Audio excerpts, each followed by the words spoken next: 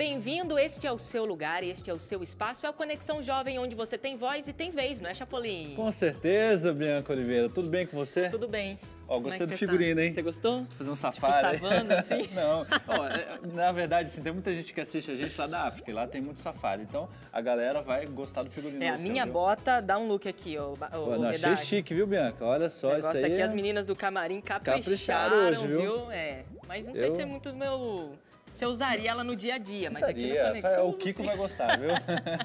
Muito bem, você pode participar com a gente através das redes sociais, facebook.com/Conexão Jovem Oficial. Com certeza, já estou aqui esperando o seu comentário, a sua pergunta, a sua crítica, porque aqui você tem voz, você tem vez. E hoje o tema do Conexão é sobre educação. É muito legal e você já pode participar com a gente. Tem várias coisas que a gente precisa refletir e se de fato nós jovens podemos fazer alguma coisa sobre, em relação a esse assunto aqui no Brasil, né? A gente sabe que a educação não é levada muito a sério aqui no nosso país e a gente tem um convidado para lá de especial. Daqui a pouquinho você vai conferir o nosso bate-papo, não é, Chapolin? Com certeza, Bianca. Vamos junto, se desconecta de tudo e se conecta com a gente, porque aqui você tem voz e tem vez. facebook.com/Conexão Jovem Oficial, estamos também no Instagram com o perfil @PGConexão e ainda o nosso WhatsApp, que é o 981567416, o nosso DDD é o 12. Repetindo, 12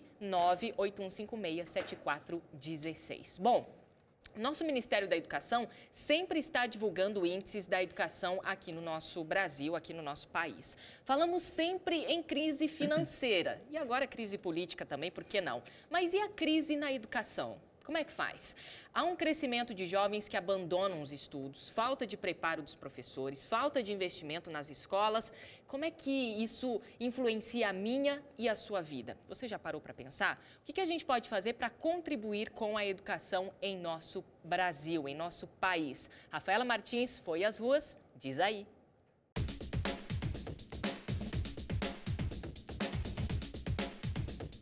Melhorar o salário dos professores, aumentar a carga horária, melhores, como vou dizer, material didático de melhor qualidade com melhor prospecção da informação. Precisa dar mais valor aos professores. Eu acho que tudo começa na família, né? Na verdade, eu acho que a educação a gente não busca na escola, mas sim, né, começa dentro de casa, né, com os pais, né, educando. E eles dão continuidade lá na escola. Olha, melhorar o estudo, né? Os professores, eu acho que precisa de um pouco mais de incentivo também, né? Eu acho que tem muita coisa, viu, que tem que ser feito aqui, que realmente o Brasil tá tudo errado, né? Eu acho que investir na educação do Brasil para começo, né? Hoje em dia o investimento é muito pouco em educação. Olha, eu acredito que pagar melhor os professores, né? E incentivar nossas crianças que estão se perdendo cada vez mais nesse mundo aí. Beleza, Rafa, obrigada. E você aí de casa, o que você acha? O que a gente pode fazer para melhorar a educação no Brasil? Aí você fala, não, Bianca, eu acho que a educação está tranquila, não tem problema nenhum aqui não. É o que a gente vai discutir. Será que, de fato, a gente tem uma boa educação no Brasil? O brasileiro é educado adequadamente pelo nosso sistema de ensino, os professores e até em casa, por que não? Participa aí com a gente, faz acontecer o programa de hoje. facebook.com/Conexão Jovem Oficial. Estamos também no Instagram, sempre está aparecendo aí embaixo na sua tela. E o nosso WhatsApp, que é o 12 981567416. E para falar sobre educação, nada melhor do que um professor. Posso apresentar, Bianca? Pode. Porque eu sempre chamo o quadro dele errado, falando o nome errado, mas eu quero falar, eu treinei a semana inteira para falar. Rodrigo Udo. Marigaense, tá certo? Coração do Brasil. Aqui, coração do Brasil, é o centro da terra. O Rodrigo eu conheço, acho ele na época que eu trabalhava lá no IAP, lá numa das nossas instituições. Ele não vai lembrar de mim, mas eu acho que eu lembro de você. Lembro sim. Na época eu tinha um pouquinho mais telhado lá. Não, famoso não. Ele é famoso. Famoso. Rodrigo lá em Maringá. De jeito nenhum. Só não se candidata a prefeito porque não quer. Não, exatamente. Não tem tempo, porque senão se ele tivesse um tempinho, ele se candidataria. Rodrigo, é um prazer ter você aqui. O Rodrigo é um amigão meu, a gente se conhece há bastante tempo. Inclusive foi meu professor. Só não vou revelar a idade dele aqui. Professor de história? Foi professor de história? Foi meu professor de história. Mas ele começou também nessa... Eu comecei muito cedo, né? Mas foi mesmo. Você tinha o quê? Uns 18 anos? Eu tinha 20 anos eu tinha. 20 anos. Agora foi ontem. Foi ontem. Rodrigo agora a Bianca que é adiantada demais. Né? Rodrigo agora que é papai. Papai. Do Benjamin. Do Beni. Manda um beijo aí pra galera que tá te assistindo. Beijo pro Beni, beijo pra minha esposa, pra Mari, pra toda a minha família. Muito bom estar aqui com vocês. Legal. Muito gostoso. Muito bom receber você aqui também, Rodrigo. Prazer Inclusive, nosso. você já é a segunda vez que você está aqui no Conexão. Você já falou sobre preconceito aqui no programa. Sim. E hoje a gente vai falar sobre educação. Você começou muito cedo a dar aula. Quando começou esse interesse? Porque a gente sabe que hoje quase nenhum jovem quer seguir a carreira de professor, né, Rodrigo? Olha, é verdade. Eu escolhi ser professor. Gostava muito de história, mas eu gostava muito de estudar. Tem um palestrante chamado Valdez Ludwig, que ele diz o seguinte, que quando o camarada ele vai bem em todas as matérias, ele quer ser professor. Não era o meu caso, não ia bem em tudo. Mas eu tinha vontade de falar, tinha vontade de ensinar. E estou tentando aprender a fazer isso até hoje. Mas tem uma coisa interessante no que você disse, Bianca. As melhores mentes hoje no Brasil, elas procuram profissões que pagam muito bem. Eles querem ser engenheiros, eles querem ser advogados ou juízes, querem ser médicos, mas eles não querem lecionar. E existe uma pergunta central que precisa ser feita aí. Se as nossas melhores mentes não querem ser os professores dos nossos filhos, quem serão os professores dos nossos filhos? Serão as piores mentes. É claro que a gente não vai conseguir vencer aqui, eu muito menos, vencer o tema da educação. A gente não vai esgotar esse tema, ele pode ser abordado sob vários vieses, sob várias perspectivas, mas esse é um dos retratos mais dolorosos da nossa educação. No Brasil, o professor ele não só sofre eu não diria só a questão do baixo salário, mas a questão do próprio despreparo também, e tudo isso prejudica, dificulta muito o próprio respeito que se tem para com a profissão. Agora, Rodrigo, a questão, eu ouvi você falando sobre essa questão das maiores mentes, não estão querendo mais ser professores, estão indo procurar uma profissão com pagar bem.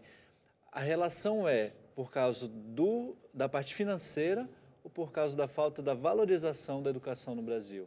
Porque a gente sabe que lá fora também, assim, um professor não é a profissão que mais ganha bem, é bem remunerado. Sim. Mas tem muita gente, as boas mentes, que são professores. Sim. Mas e aqui as no boas Brasil, mentes também daqui exatamente, saem daqui, vão embora daqui. E tem uma outra coisa também que eu acho que eu poderia colocar nessa questão também, Rodrigo, das agressões aos professores, que eu tenho visto muito isso.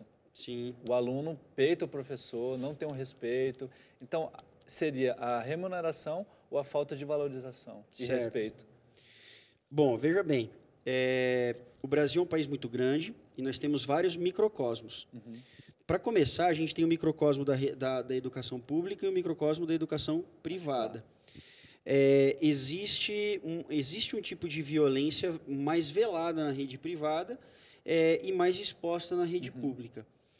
Mas, enfim, você tem escolas do Amapá ao Rio Grande do Sul e cada escola tem a sua realidade.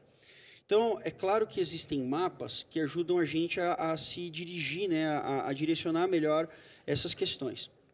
Por exemplo, alguns índices que são levantados. E aí eu quero abordar esse tema que você falou da questão do salário, não é um dos temas mais agradáveis de abordar.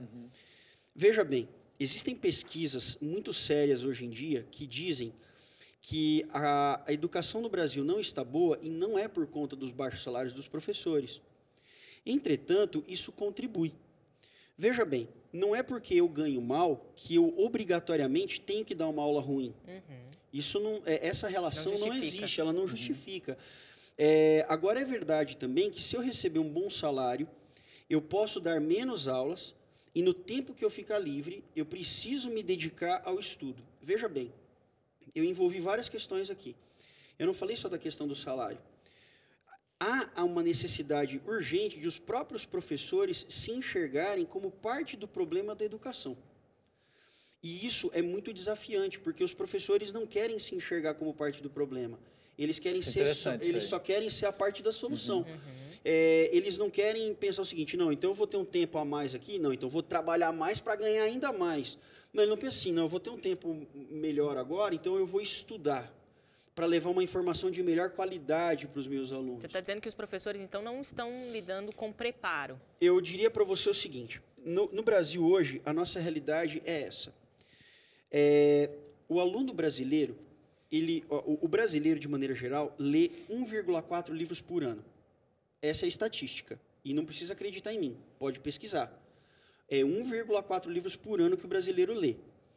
Na fase que nós somos mais obrigados a ler, que é a época de ensino médio, quando nós temos aqueles livros que são clássicos, cobrados em vestibular ou mesmo no Enem, a nossa média pula para 4 livros. Puxa vida, né? 4 livros por ano, que absurdo. Vou dar um dado para você. A Espanha, que é um dos países que menos lê na Europa, lê 10,3 livros por ano, em média. E eu não estou nem falando em vestibular, não é vestibular nem nada. Vamos pegar um outro exemplo? A Espanha é um país de primeiro mundo. Então vamos pular para a Índia, que é um dos países que está entre os BRICS, né? Brasil, Rússia, Índia, China, África do Sul.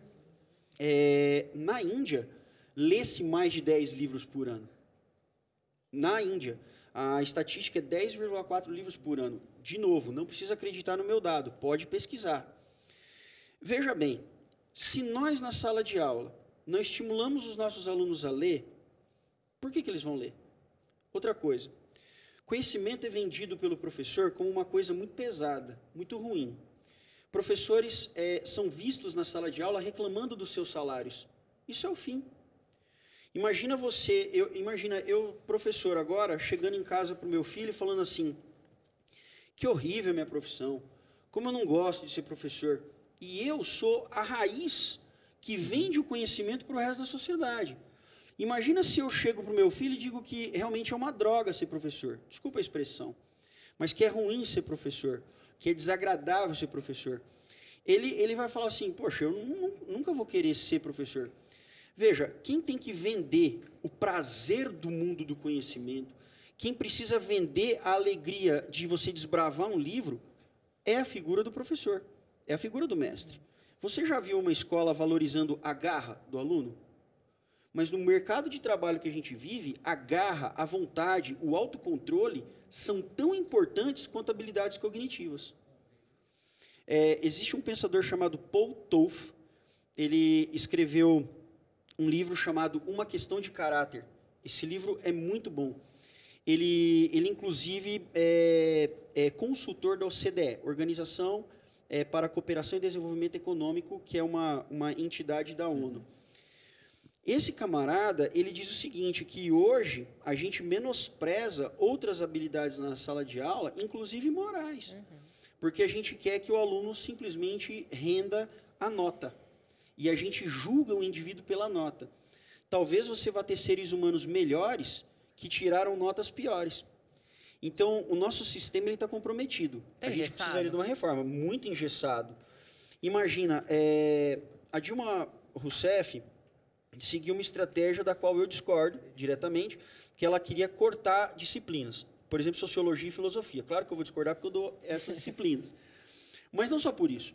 Porque são 2 disciplinas que estimulam o indivíduo a pensar fora daquela caixinha, né, que fora do padrão, né? Exatamente, fora do padrão.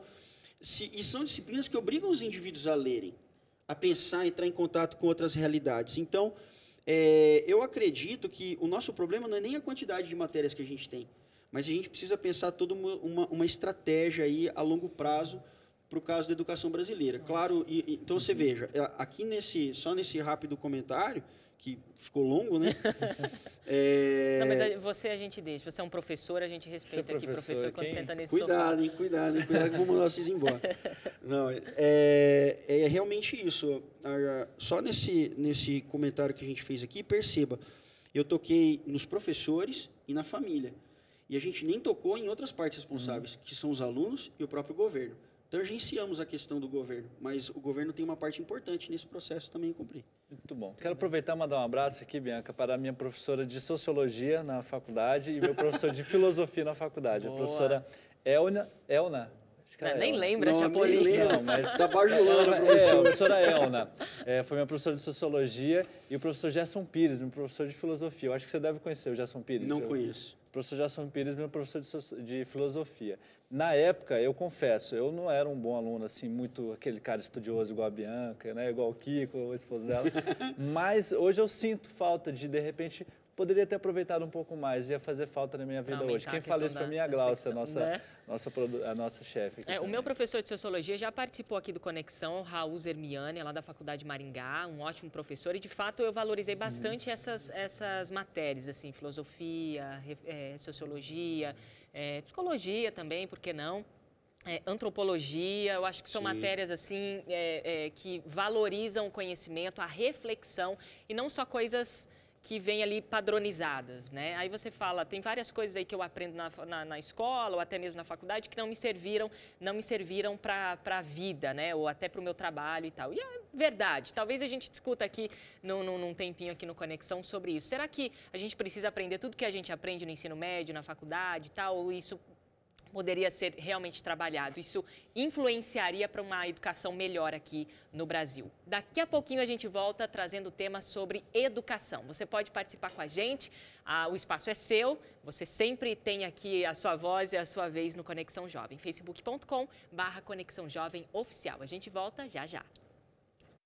Olá pessoal, eu sou a Cássia, falo a partir de Benguela, em Angola, e gostaria de convidar você mesmo, para curtir a página do Conexão Jovem da TV Novo Tempo no Facebook. Vejo você lá, beijo!